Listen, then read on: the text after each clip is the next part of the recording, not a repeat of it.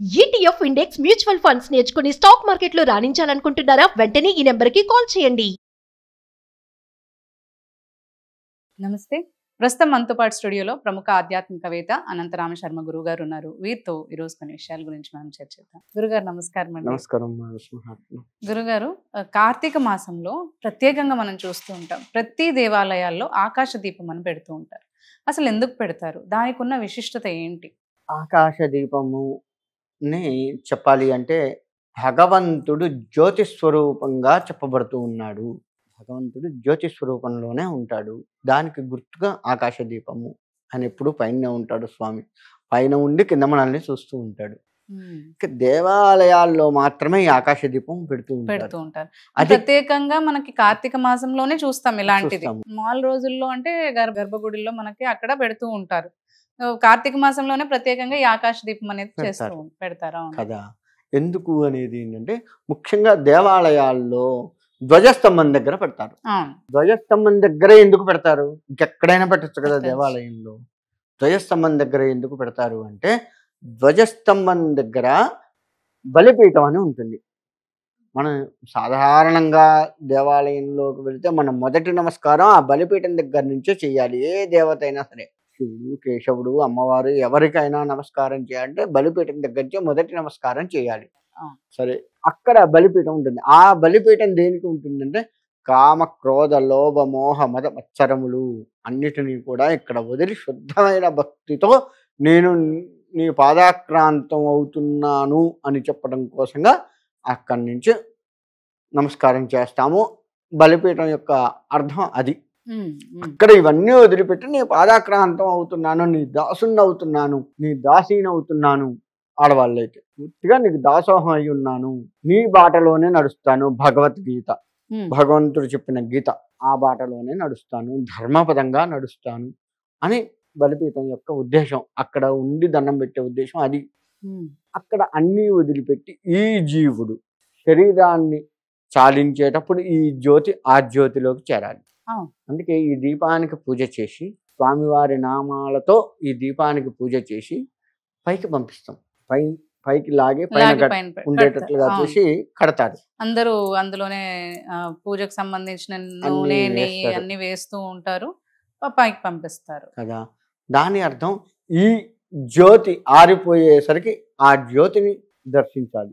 ఆ జ్యోతి అంటే ఈ జ్యోతి అంటే శరీరంలో ఉన్న జ్యోతి పైన ఉన్న ఆ భగవంతుల్లో చేరాలి.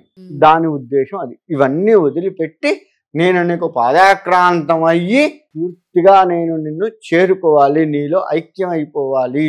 ఆకాశ దీపం ప్రాధాన్యతే అది. మన శరీరంలో ఉన్న జ్యోతి ఆ జ్యోతిలో చేరాలి. ఆ జ్యోతి పరమాత్మ స్వరూపం. ఆకాశ దీపంలో ఉన్న జ్యోతి పరమాత్మ స్వరూపం. ఈ జ్యోతి ఆ స్వరూపంలో చేరాలి. అది ఉద్దేశం.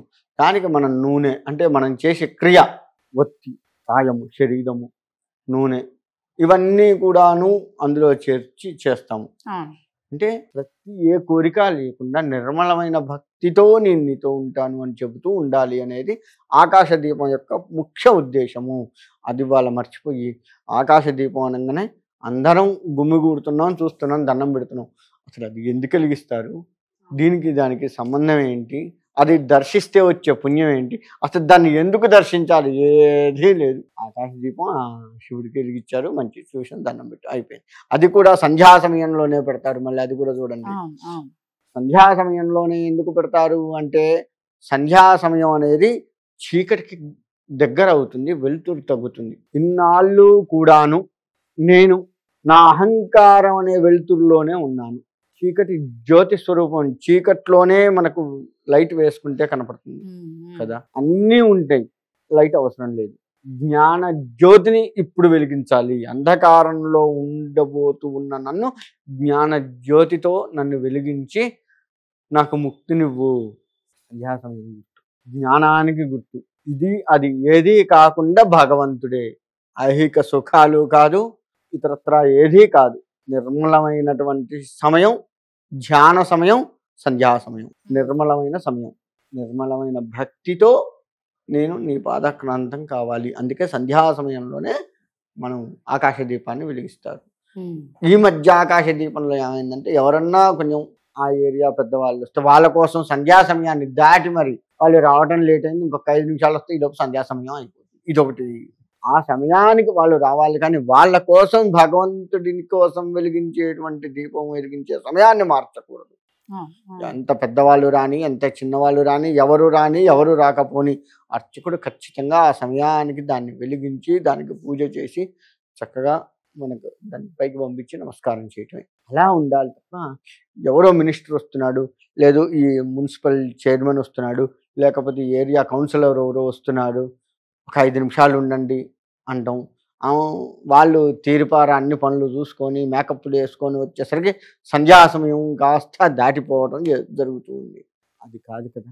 ఆ సమయానికి వాళ్ళు రావాలి, వాళ్ళ సమయానికి దీపం కాదు, దీపం సమయానికి వాళ్ళు రావాలి. అలా ఉండేట్లుగా చూసుకోవడం మంచిది. ఎవరి కోసమో కాదు. ఇంకా చెప్పాలి, ఇంకా దిగజారే పని ఏందయ్యా అంటే ఆలయ చైర్మన్ వస్తున్నాడు అని కూడా లేట్ చేస్తారు.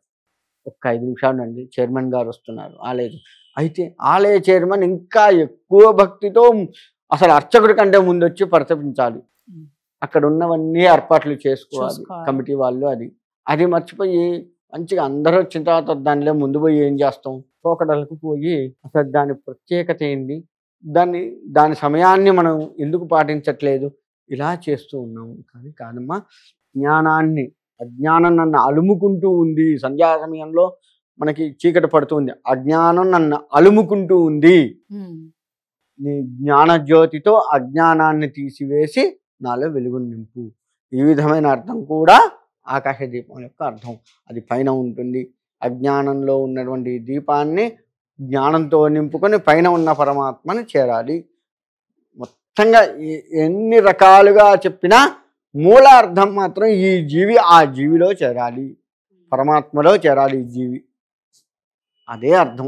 దానికోసమే ఈ అజ్ఞానంలో మునిగి ఉండి ఇదే జ్ఞానం అనుకున్న నేను నిజమైన జ్ఞానాన్ని తెలుసుకొని అజ్ఞానంలో పడిపోకుండా నిజమైన జ్ఞానాన్ని తెలుసుకొని నీలో చేరేట్లుగా చూడు స్వామి అని చెప్పేసి ఆకాశ దీపం యొక్క ముఖ్య ఉద్దేశం, ధర్మం అది. అలాగే గురుగారు, ధన్యవాదాలు. మంచిదమ్మా.